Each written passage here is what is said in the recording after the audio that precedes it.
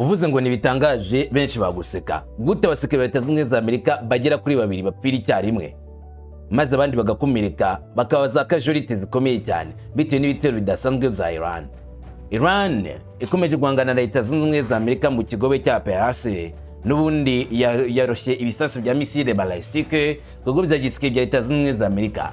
None inkuru y'akababaro n'agahinda ikomeje gutaha Washington muri aho Itariki 19 z'ukwezi kwa karindwi umwaka wa 2026. None amakuru yaramutse avugwa kugeza kuri amasaha ni Iran yasutse bya misile byinshi birimbura ku gihugu cya Kuwait ku ishuri kuri rya gisirikare. Iri shuri ryarashwe mu rwego rwari rwateguwe neza cyane na Iran, bavuga yuko icyo bari gukorera muri Iran ayicyo Iran igomba kubasubirisha nimba barasa kuri Iran ku ikorwa remezo no bitegure cyane cyane ko ikorwa remezo zabo bigomba kuraswaho. Manguhe nkwita ngukubite nyine ijisho rihorerwa irindi iryinyo rihorerwa irindi niko abashia baba Persi bakomeza kuvuga. Ndabigarukaho sibyo byonyine ahubwo Iran yagaragaje amashusho y'ibisasu byaturikije ibirindiro bya gisirikare bya Leta Zunze Ubumwe za Amerika mu kigobe. Byari ibisasu birimo misile Sejil ndetse na Kebal, misile zagiye zikerekeza ku birindiro bya Leta Zunze Ubumwe za Amerika. Nimvuga mu kigobe wumva ibihugu bitandukanye Qatar, Kuwait, Bahrain ndetse ukongeraho na Saudi Arabia. Atari byo gusa na Yorodaniya. Usibye ko no muri Iraq naho ibitero bitajya birangira bigwa ku birindiro bya gisirikare bya Leta Zunze Ubumwe za Amerika. Kandi no muri Oman naho ibisasu bya gisirikare bya Iran biza bihagera ku birindiro bya gisirikare bya Leta Zunze Ubumwe za Amerika. What? Ibi bisasu bya Iran navuga ko guhagarara kwazo bisa nkaho bidashoboka nko gutatangira urumuri rw'izongo rwe kugera ku isi mu gihe Leta Zunze Ubumwe za Amerika gikomeje gukora ikosa irasa kuri Iran ngo nibategereze n'abagomba kubona igihano gitutse kuri Iran. Abasirikare babiri maze kwikubwira Amerika bishwe bicirwa mu gitero gikomeye cya Iran cyabaye mu gihe abandi bagera kuri 4 bahindutse za casualty ku rugamba. Ariko hari umuntu wambwiye filosofi ntazaho yayivanye, yaravuze ngo igisirikare cy'igihugu iyo kiri kurwana maze igisirikare cy'igihugu kigatangaza ko ari umusirikare wabo cyatakaje, nibavuga umwe ujye wumva 10, nibavuga babiri ujye wumva 20, kandi bitewe no gukomera kw'icyo gisirikare nicyo bahanganye nushaka ujye kubisha indi nshuro 10, nibavuga umwe wumva 100. Iyo filosofi yaranshanze kugeza magingo aya. Bivuze ko Leta Zunze Ubumwe za Amerika zatakaje abasirikare benshi kurenza abo bavuze. Tabigarukaho sibyo byonyine intambara yageze bikorwa za kirimbuzi. Ubu tuvugana Iran iratangaza yuko Leta Zunze Ubumwe za Amerika zifuza gutwikisha karere kose ingufu za kirimbuzi za nuclear. Nivuga inkuru imbaraga za kirimbuzi cyangwa ingufu za kirimbuzi utumva ibisasu bya kirimbuzi nuclear weapons. Wumva ingufu za kirimbuzi. Ingufu za kirimbuzi zirimo n'inganda zikoresha ingufu za kirimbuzi mu gutunganya muri amashanyarazi. Bushara ni rumwe mu ruganda rukomeye cyane rwa Iran rutanga ingufu z'amashanyarazi muri Iran yose.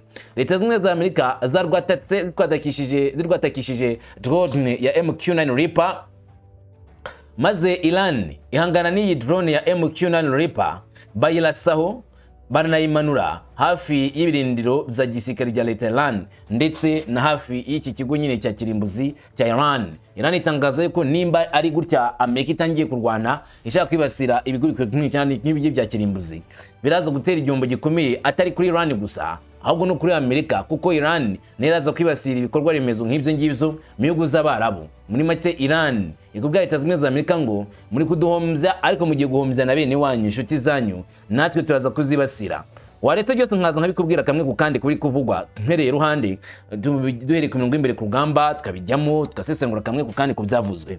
Ravuze ngo yego nanjye ni karibu Dumungu wa Kamanzi uruwande ngo ikaze ngo tugende ku musozo nk'ibisanzwe. Ikaze kuri mwese.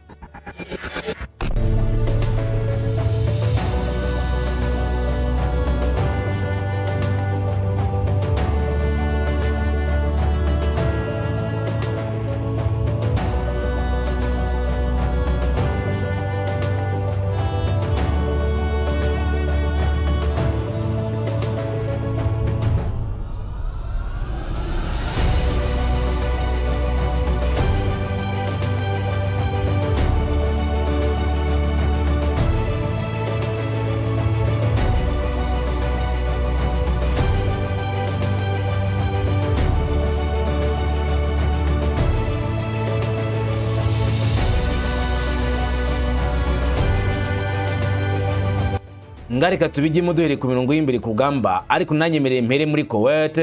Aho Kuwait bikomeje kuba isibaniro ndetse n'urugamba rutoroshye ku buryo wakibaza ngo mbese Iran irimo guhana, irimo kurwana, irimo kurimbura, bimeze biti? Amashusho akomeje gukwirakwira ku mbuga nkoranyambaga cyangwa se icyo bita imbuga nkoranyamabumenyi ngurukanabumenyi, ni amashusho y'agatangaza y'imirwano itoroshye arimo kwirakwizwa cyane kuri internet, asa nk'agaragaza inkongi y'umuriro yatwitse ishuri rikuru ry'ubumenyi ry'umutekano rya Kuwait. Nyuma y'ibyo itangazamakuru rya Irani ryavuze ko ari urusaku rushya rw'ibisasu bya misile ndetse na drone boherejeyo. Icyo gitero cyabaye kimwe mu bitero bikomeye cyane byakorewe muri Kuwait ku cyiciro cya nyuma cy'imirwano hagati ya Irani ndetse na Amerika kuva cyatangira. Nyine kino cyiciro twavuga ngo ni Rust war cyangwa se intambara muri zino ntambara zabaye kuva muri minsi 40. Cyiciro gisa nk'aho cya nyuma niho Kuwait yahura n'isanganya nk'iri ngiri. Nk'uko ikigo cy'itangazamakuru cya Tasnim cyo muri Iran kibitangaza, ibitero bya Iran byibasiriye ishuri rikuru rya Saad al-Abdullah ryo muri Kuwait rishinzwe ubumenyi by'umutekano. Icyo byavuze ko byangije cyane cyane iri shuri byangirijwe igice gikomeye. Amashusho kwirakwira ku mbuga nkoranyambaga asa n'aho agaragaza inkongi zikomeye zitwika imbere mu ishuri, ndetse za kizimyamoto zaje kugerageza guhangana n'uyu muriro ariko bikaba iby'ubusa. Ayo mashusho ntabwo yemejwe na Kuwait ubwayo. Iri shuri rikuru ry'ubumenyi ry'umutekano ni ikigo cya leta ya Kuwait gishinzwe guhugura abapolisi n'abashinzwe umutekano w'imbere mu gihugu. Itangazamakuru ryo muri Iran ryakomeje rivuga ko ibisasu bya misile byateye iri shuri rikuru bigakomeretsa bikomeye abari baririmo, ndetse igice cyatangirwamo imyitozo kikangirika. Imyigaragambyo cyangwa se imirwano ivugwa ibaye mu Ingabo za Tehran zikomeje kwibasira icyo bise ibihugu bishyigikiye ibikorwa za Amerika bikomeje kurwanya Irani. Guverinoma ya Kuwait cyangwa se leta z'ubumwe za Amerika ntabwo bemeje ku mugaragaro ingano y'ibyangiritse kuri iri shuri.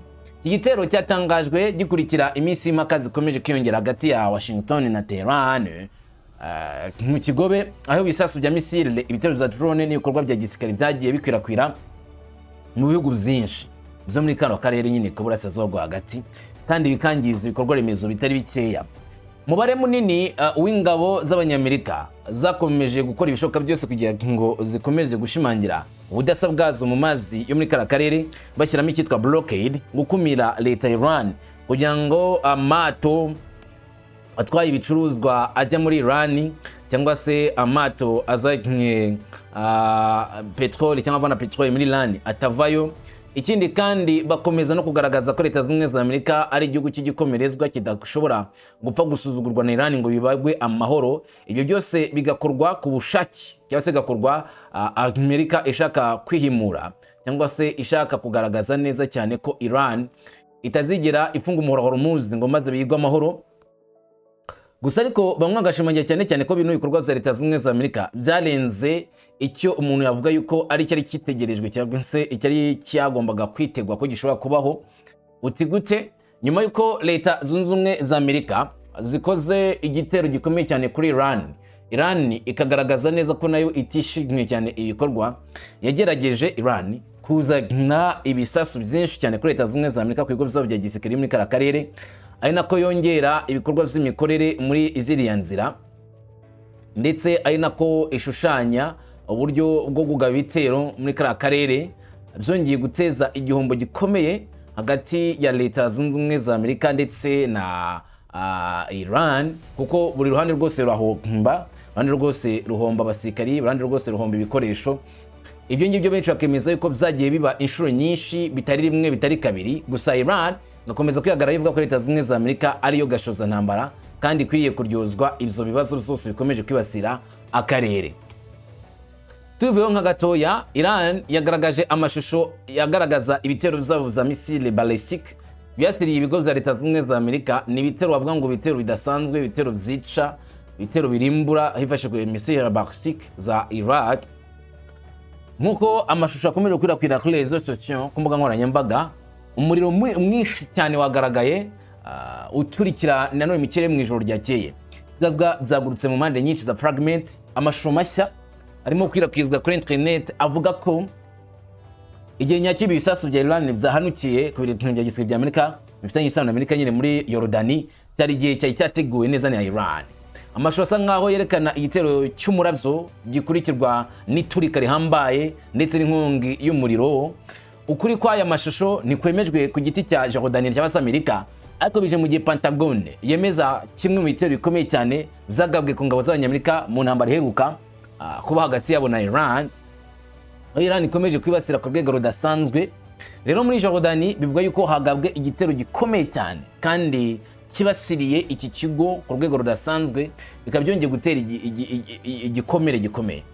Ikigo cya gisirikare cyatezwe neza mu hagati cyitwa CENTCOM vuga ko abasirikari babo bakomeje guhura n'uruva gusenya, aho bemeje yuko hari ibisasu byinshi biri guturuka kuri Iran biza giturumbuko bikibasira ibigo bya Leta Zunze Ubumwe za Amerika, ariko kandi bari kugerageza kwirwanaho bahagarika ibyo bisasu mu kirere bakoresheje uburyo bw'uburinzi bw'ikirere. Ikindi Amerika ikavuga yuko Iran idafite ubushobozi bwo kuzatsinda igisirikare cya Leta Zunze Ubumwe za Amerika, kuko ngo Amerika yitwaye neza cyangwa se ari igisirikare cyubatse gifite imbaraga gifite ubushobozi bwose ku buryo kitazigera cyemera guca bugufi cyangwa se gucira bugufi leta ya Iran.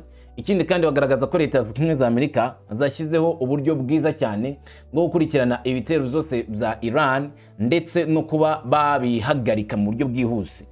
Ikindi kivugwa nuko Iran nawe yemeza yuko mu gihe cyose Amerika izaba ikomeje gukora ibitero kuri iki gihugu cya Iran, Iran izakoresha ibishoboka byose kugira ngo ize yihanize cyangwa se ize ihangane na Leta Zunze Ubumwe za Amerika, itsinde Leta Zunze Ubumwe za Amerika. Kandi Iran ikoreshe nanone uburyo bwose ifite, imikorere yose ishoboka kugira ngo babashe guhangamura igisirikare cya Leta Zunze Ubumwe za Amerika.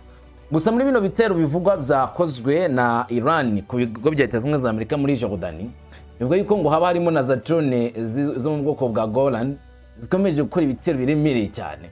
Uko abarusi bakoresha drone nshya zo mu bwoko bwa Shahed, niko na Iran nayo ikoresha drone nshya zo mu bwoko bwa Shahed. Umwe akavuga yuko ikoranabuhanga ryo muri Russia ryo koranabuhanga ryazanwe muri Iran kugira gifashwe cyane cyane mu kurwanya igihugu cya Leta Zunze Ubumwe za Amerika ndetse n'abasirikare ba Leta Zunze Ubumwe za Amerika. Muri make bice benshi mu basirikare ba Leta Zunze Ubumwe za Amerika bari muri ibikoresho byinshi bya Leta Zunze Ubumwe za Amerika, ari nako bakomeje kugaragaza neza cyane ko Iran ikifite ubushobozi bwo gukomeza kurwana no gukora ibitero ishyigikiwe n'abanyamahanga, ubwo nukuvuga ngo Russia ndetse n'ibihugu birimo igihugu cy'Ubushinwa cyakunze kuvuga muri ibi ngibi. Tukivuga ku bitero bya Iran kugabwa kuri Leta Zunze Ubumwe za Amerika, rero abasirikari babiri ba Leta Zunze Ubumwe za Amerika basize ubuzima, n'abasirikari babiri bari mu bikorwa bishwe n'ibitero bya Iran byaje none mu buryo butunguranye. Ibi bisasu Leta Zunze Ubumwe za Amerika zemeje ko abasirikari babiri b'Abanyamerika bishwe ubwo bari mu bikorwa byo kwirwanaho barahangana na misile ndetse na drone za pilote ahangaha muri Yorodaniya. Umusirikari wa Amerika undi yaburiwe irengero. Kimwe mu bintu bikomeye ingabo za Leta Zunze Ubumwe za Amerika zikomeje guhura nabyo ni ugutakaza abasirikari, ibikoresho. Kuva imirwano iheruka hagati ya Iran na Amerika itangiriye, nk'uko bitangazwa n'ubuyobozi bukuru bwa Amerika cyangwa CENTCOM, ikigo cya gisirikari cyahuye n'igitego kwa 17 Nyakanga w'ingabo za Amerika zifatanya n'iza Yorodani bahanganaga na za misile na drone mu kirere za Iran. CENTCOM yatanze ubutumwa ivuga ko abasirikari babiri bishwe mu ntambara ubwo bari bari mu bikorwa zo kwirwanaho. Igisirikari nicyatangaje neza aho bapiriye muri Yorodaniya, ahubwo cyavuze ko andi makuru y'ikorwa nashingira afite. Muri make birinze gutangaza buri kantu kose, gusa bavuga yuko koko abasirikari babo babiri basize ubuzima. Imyindoro y'abasirikari basize ubuzima ntabwo yahise itangazwa na CENTCOM. CENTCOM yavuze ko amazina yabo azakomeza kuba ibanga kugeza nibura amasaha 28 nyuma yuko imirwano cyangwa se babonye uburyo bayirangiza. Igisirikare kandi cyemeje ko undi musirikari w'umunyamerika ubu yaburiwe irengero nyuma y'igitero. Hagati aho abandi basirikari b'Abanyamerika bimuriwe mu bitaro bya Yorodaniya kubera gukomerekera ku mirongo y'imbere ku rugamba. Ngo CENTCOM bivuga bose uko ari bane bamaze ngo gusezererwa mu bitaro, barimo kwitabwaho ngo ntibakomeretse cyane ku buryo bukomeye. Ubuyobozi bwongeye ko abandi bakozi benshi bagabanyirijwe ibikorwa bakajya kwa muganga kuvurwa by'akanya gatoya bitewe n'ibikomere bizoroheje cyane. Gusa baguye muri kino gitero byemejwe ko baguye mu mirwano Leta Zunze Ubumwe za Amerika zanganyemo na Iran yaje kubivuga hejuru. Urasezwa hagati impande zombi zikora ibikorwa za gisirikare, Rwanda rwose rurasa rugenzi rwarwo. Rumvikana ko iyo haraswa nyine hagomba gutakaza ubuzima. Itangazo riheruka niryo ryemeza bwa mbere impfu z'abarwanyi b'Abanyamerika bapfiriye muri kino gitero kuva ibitero byongeye gutangira bundi bushya, kuko Amerika ntabwo yakundaga gusohora amakuru y'impfu ku basirikari bayo, byakundaga kugorana. Ariko kuri ubu biremezwa neza ko noneho bemeye ko hari abasirikari babo bazize runo rugamba mu gihe Irani nayo itangaza yuko ibikorwa bya Leta Zunze za Amerika inshuro nyinshi ari gihe bihitana bamwe mu basirikari bayo cyangwa se abasivili mu minsi ishize bavuze ko 35 masivili bapfiriye Bandarabash, ndetse byongera kugaragaza neza cyane ko Iran ihangayikishwe cyane cyane ibikorwa bya gisirikare Leta Zunze za Amerika bikomeje kwica bene gihugu ba Iran, aho Iran yakomeje kumvikana ivuga yuko itazihanganira ibikorwa bya Leta Zunze za Amerika bitera urupfu ku baturage b'inzira karengane. Irani gusora amashusho y'inkuru ivuga ko ari ibisasu biri kuraswa muri Yorodaniya, ibisasu biri kuraswa muri Kuwait, muri Bahrain, bakanagaragaza neza cyane cyane ko ibitero bikomeje kubitwa mu bice bitandukanye ku matsinda gisirikare Leta Zunze za Amerika. Hari amakuru yemejwe nanone Irani irimo gukoresha amashusho mu kwerekana ubushobozi bwa gisirikare ndetse n'ubugambanyi bwa politiki mu gihe bahanganye na Washington, ikicu cyo kwabo kigeze kure.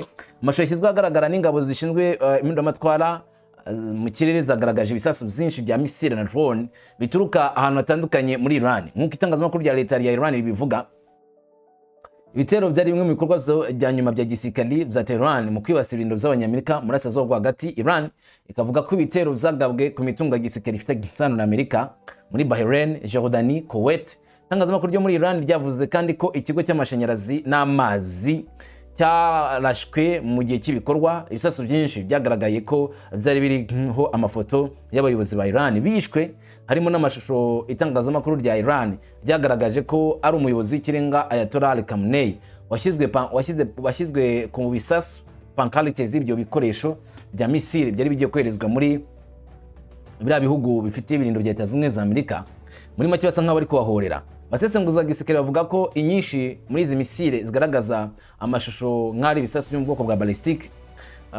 Ubwo buryo bushobora kurasa intego mu ntera y'ibirometero birenga 2000 uvuye ku butaka bwa Iran, bikaba bitanga nanone intera kugera ku bigo byinshi bya gisirikare by'abanyamerika mu karere k'ikigobe. Iran yakomeje kwishingikiriza ku ruvange rw'ibisasu bya misile n'indege zijya pilote zirasakure nk'igice cy'ingamba zayo za gisirikare. Ishyirwa ahagaragara ry'amashusho ribaye mu gihe Washington na Iran zombi bikomeje guhanahana ibimuriro, nubwo Iran ivuga ko ibitero byayo biheruka byibasiriye umutungo w'igisirikare Amerika. Leta Zunze za Amerika zakomeje kwemeza ko ibikorwa byazo bikomeje kwibana nazo gutakaza ubushobozi bwa Iran, cyangwa se gutuma Iran itakaza ubushobozi bwayo, kubera ko impande zombi zongereye ubutumwa bwa gisirikare none zikaba zigaragaza amashusho y'imirwano y'intambara hamwe n'ibirego bihanganiye cyangwa se no guhanganisha amakuru kuri murandasi.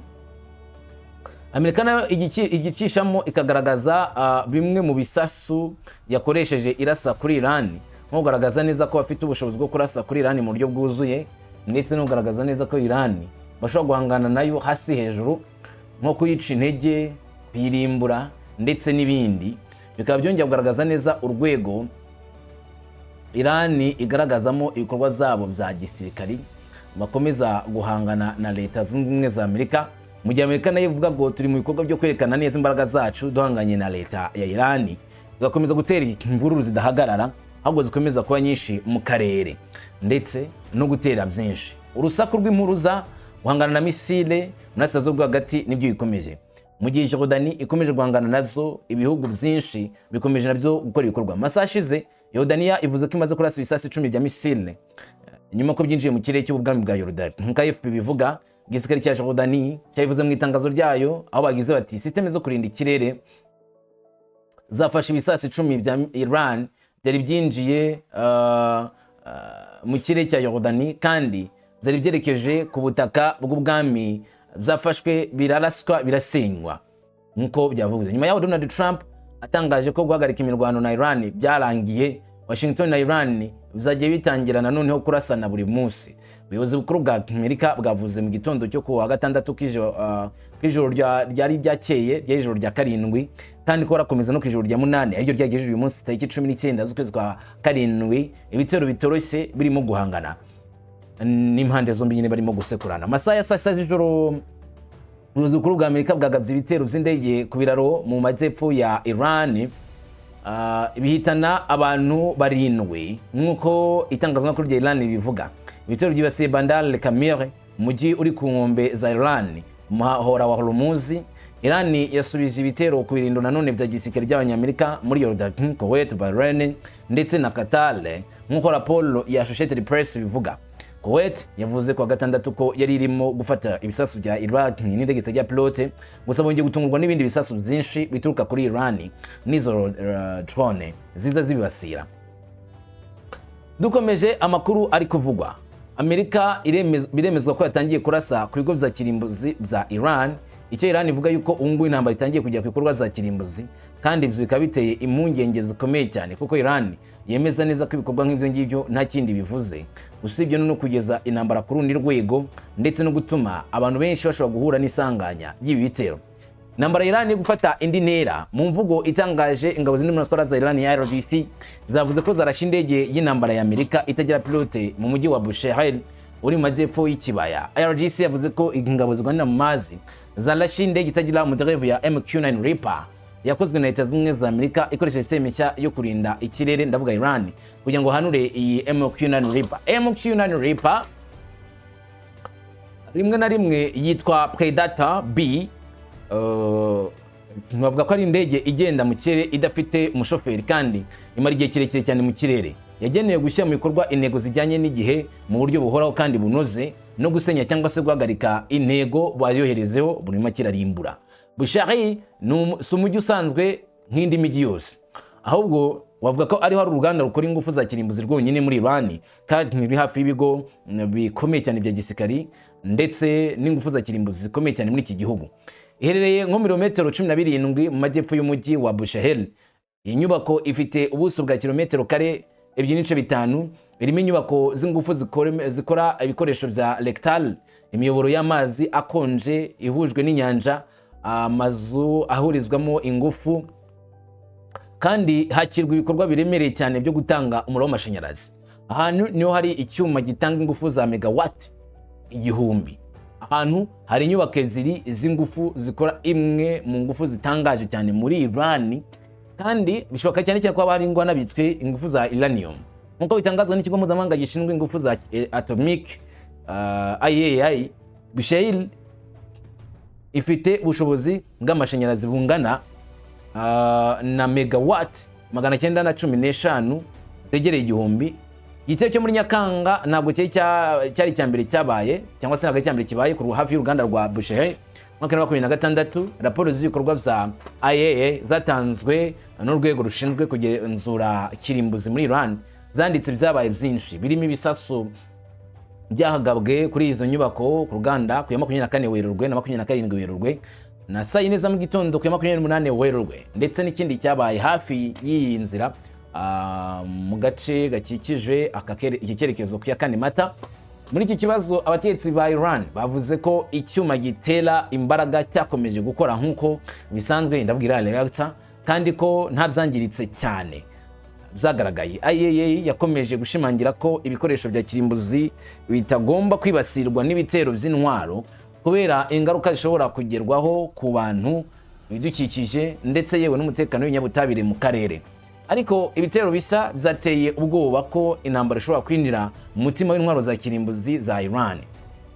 Itariki 17 Nyakanga, Al Jazeera ikoresheje amashusho ya satellite yatangaje ibyangiritse bishya mu nyubako y'uruganda rw'ingufu za kirimbuzi rwa Bushehr muri Iran nyuma y'ibitero bishya bya Amerika byagabwe kuri icyo cyerekezo.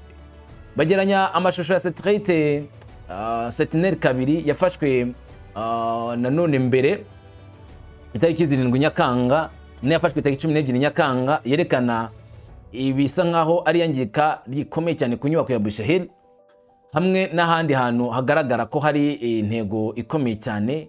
Hanyuma nkuko ikigo cy'itangazamakuru cya Leta Iran IRNA kibitangaza, Ehsan Jahanian n'umuyobozi wungirije w'intara ya Bushehr yavuze ku ya 9 Nyakanga ko ahantu henshi muri iyo ntara hibasiriwe n'ibitero, hari nko uduce dukikije uruganda rw'ingufu za kirimbuzi rwa Bushehr, ahantu hagisirikare muri Chongbahdak n'icyambu cy'uburobyi mu majyepfo y'iyo ntara nacyo kibasiriwe nk'ibitero za Amerika ahangaho nyine muri Iran. Kugeza ubu ikirere hejuru y'ako gace cyahindutse ahantu habera intambara. Hagati aho ikigo cy'itangazamakuru cya Iran Mehr cyatangaje ko ibisasu bya Amerika byaguye nanone hanze y'umujyi wa Yazd rwagati, nta baguye muri icyo gitero batangajwe. Ariko iyi mirwano igaragaza uburyo ibikorwa z'abanyamerika biri kugera kure ku butaka bwa Irani nkuko ibikorwa zo kutangazwa bikomeza kuvugwa. Intambara ntabwo ikiri ku birindiro bya gisirikare gusa, ahubwo iri kugenda yegera cyane uturere dufitanye isano n'ibikorwa remezo za Irani, cyane cyane ibikorwa by'ingufu. Ingabo z'Impinduramatwara za Kisilamu muri Irani zatangaje kandi zitangiye igitero gikomeye nanone ku mutungo wa gisirikare z'ubumwe za Amerika uri mu majyepfo muri Kuwait, nkuko byatangajwe n'itangazamakuru rya leta ya Irani IRGC. Bavuze ko igiciro cya 8 cy'ibikorwa za Nisal 2 kibasiriye ikigo cy'indege cya Al Salem muri Kuwait. Ingabo zavuze ko ibisasu za misile n'indege za pilote zakubise systeme ya radar ya CRM yo kuburira hakiri kare, ndetse n'agace k'ingabo za Amerika abateragiramo ku birindiro zabo nyirizina. Izamuka riheruka ryabaye nyuma y'ibyumweru bike Amerika na Iran batangije ibitero zeruye byo guhangana, kandi bikongera kugaragaza neza cyane ko atitaye ku nzira diplomasi ishyizwe imbere na Pakistan yifuza cyane ko intambara hagati y'ibihugu zombi yahagarikwa bakinjira mu buryo bw'ibiganiro, ari nabwo buryo bwonyine bushobora gutuma amakimbirane arangira. Nyamara nubwo biruko nguko, nubwo Pakistan ikomeza gushyiramo akabaraga kugira ngo irebe ko yahuza abahanganye, sika abahanganye bo bimeze, bakomeje guhondana, gukocorana, ibitero bidahagarara, ndetse rimwe na rimwe nubwo bwuko intambara ishobora kugera ku mbaraga za kirimbuzi. Nkuko twatimo kubivuga kuri Bushahel, hakomeje kumvikana imirwano itoroshye, ihangana rikomeye muri kara karere, ndetse n'ubwoba bw'ishobora kuba bitangaje muri kino gihe cy'imbaraga zo guhangana mu buryo bwa nyabwo cyangwa se mu buryo bukomeye. Tukivuga kuri ibyo bitero bikomeje kuba, Iran yavuze yuko bazahorera Ayatollah byange bikunde, bazica Donald Trump. Ariko ikibazwa bazamwicira he? Iran yasohoye video iteye ubwoba isa nkaho igaragaza uburyo Perezida wa Amerika Donald Trump ashobora kwibasirwa. Amashusho yashyizwe ahagaragara n'ikigo cy'itangazamakuru cya Iran cyitwa Fox News Agency, ikigo cy'itangazamakuru gifatwa nkaho gifitanye isano n'umutwe w'ingabo w'abasirikari IRGC. Video isa nanone nkaho yakozwe na AI, itangira igaragaza ikibazo giteye ubwoba. Ni hehe batangira nyine babaza ikibazo bati ni hehe Trump azicirwa? Niko bibaza kuri iyo video yabo basohora, bati where to kill Trump, nihe tuzicira Trump, zamwica magana he, azicwa ryari gute? Nk'amagambo banditse nyine kuri icyo kibazo. Hanyuma video yashyizwe hanze na Fox News ikomeza nanone byinshi, harimo uburyo bukomeye cyane bugaragaza uburyo ingendo za Donald Trump zikorwa, bakagaragaza uburyo Trump afata imodoka, bakagaragaza convoy ye. Iran yasobanuye neza uburyo Trump akoresha mu mutekano we, cyane cyane nk'igihe ari muri Florida. Amashusho agaragaza imodoka za perezida, hari n'imodoka izwi cyane ya The Beast, izwi nka limousine idapfa kuraswa, garagazwa neza abamuherekeje za moto. Hanyuma video hita ihinduka ikajya nanone cyane ku ishusho ya Palm Beach, bakagasa nkaho bamufatisha amashusho ya drone aho Trump atuye nanone Marirego, bakagaragaza inzira iva ku kibuga cy'indege mpuzamahanga cya Trump ijya i Marirego. Hanyuma agakurikiza icyo bavuga yuko ari inzira ya Donald Trump nanone yerekeza ahantu hibanga. Nkuko video bivuga, rugendo akora kilometero 7.2 kandi rumara iminota 10. Iyi filime cyangwa se iyi shusho ikurikira urugendo rwa Donald Trump rwerekana uburyo yajya mu kiraro cya Boulevard hejuru y'amazi hafi y'ikirwa cya Bingham. Hanyuma amashusho ahita ajya ku yindi nzira bivuga ko ariyo kuva muri Mar-a-Lago kugera muri Trump's Golf Club, ivuga ku rugendo rumara ibirometero 5.5. Ubusanzwe rumara iminota iri hagati y'8 na 17 bitewe n'imiterere y'imodoka arimo koresha, ariko Florida ni igice kimwe gusa cy'iyi video. Hanyuma amashusho yerekana i New York, avuga ko gahunda z'umutekano za Trump zitandukanye n'ibyemererego. Avuga ko ishami rishya rya polisi rigenzura imihanda n'ishami rishinzwe ubutabazi bw'ibanze bakorana n'ishami rishinzwe ubutasi bya Amerika kugira ngo barinde perezida. Iyi video igaragaza ku gace gakikije Trump Tower hafi y'umuhanda wa East 56 Street 5 Avenue muri Manhattan. Igaragaza kandi nanone uruzitiro rwa beto, amakamyo, naho inyubako zihurira hakomeje cyane hacungiye umutekano. Hanyuma kandi nanone nkuko video ibivuga 58th Street cyangwa se umuhanda 58 ufunze burundu hagati ya Avenue 6 Madison Avenue na 55 Street, hagati ya Avenue ya 5 ndetse na Madison Avenue. Bakomeza bagaragaza ko hari amategeko agenga kwinjira mu muhanda wa 56, utanga uburenganzira bwo kwinjira mu buryo butaziguye ku marembo yo ku ruhande rw'umunara wa Trump igihe Trump ari muri ako gace. Ariko igihe giteye ubwoba cyane kigera ku iherezo, video irangira itanga umuburo ukomeye igira iti mukomeze mukurikirane, tugiye kwegera kurusha cyane ibingibi, turamwegereye cyane kurushaho. Ubutumwa bwateje impungenge kubera bisa naho bashaka kwerekana uburyo bazatungura Trump bakamumena umutwe, kandi amashusho yagaragajwe ni amashusho bisa nkaho Irani yifatira ubwayo, niba atari AI made, niba idakorwa na AI. Igaragara nuko video yaje guhita ivanwaho ku rukuta rwa X rwahoze ruzwi nka Twitter. Gusa Fox News Agency yari yagaragaje neza. Gusa si byo gusa, bivuga ko mu minsi ishize n'ubundi Donald Trump bamugaragaje mu gihugu cya Irani, bamushiriye icyapa kigaragaza uburyo Trump bazamwica. Mu byibuka bagaragaza ko Irani ifite gahunda yo kuzivugana Donald Trump. Icyo gifoto ubona ni ku nyubako bagaragaza ko Trump ko ari ukwiriye gupfa. N'ubutumwa buteye ubwoba bwagaragaye mu mutima wa Tehran. Igishushanyo kinini cy'ijoro kigaragaza perezida wa Leta Zunze Ubumwe za Donald Trump aryamye mu isanduku munsi hari amagambo agira ngo reka twice Trump. Cyamuritswe ku nyubako ireba ku kibuga cy'amateka cya Ingabo. Iyi shusho itangaje iri kumwe n'ubundi butumwa bwashyizwe ku byapa byamamaza hirya no hino mu murwa mukuru wa Iran, Tehran, bwerekana amasanduku apfunyitse mu ibendera rya Amerika kandi afite amagambo ari mu maraso. Iyi shusho ije mu gihe kandi amakimbirane hagati ya Washington na Tehran akomeza kujya mbere, kandi Mojtaba Khamenei akaba yaratangaje ko byange bikunde bazahorera Ayatollah. Abategetsi b'Amerika ntibafata ibyo ngibyo nk'igitero gikomeye, ntibafata nk'ibintu bivuga ikintu gikomeye, gusa bivuga ko inzego z'ubutasi zirimo gusuzuma icyo zivuga ko ari iterabwoba ryizewe ry'ubwicanyi kuri Perezida Donald Trump nyuma y'umuhango wa Iran wo kwihorera cyangwa se nyuma yo gushyingura Ayatollah. Ngo gahunda ikurikiyeho ni ukuzahorera Khamenei, ngo wamwisha akamusangayo. Ibi rero bikaba byongera gushimangira cyane cyane uburyo Trump nawe bari kumugira amajanja. Ibishushanyo byagiye bigaragara mu mbaga y'abaturage bavuga ati mwice Trump mumurangize. Byongera gushimangira cyane cyane uburyo Trump atumvwa neza muri Irani, atari kumvwa gusa n'igiseke cya IRGC, ahubwo n'abaturage ba Irani batumva Trump. None koko bazamwica cyangwa nuko iki gitabo gaseka? Mbizi iminsi imbere izatubwira byinshi. Komeza kubana natwe muri byose. Amahoro.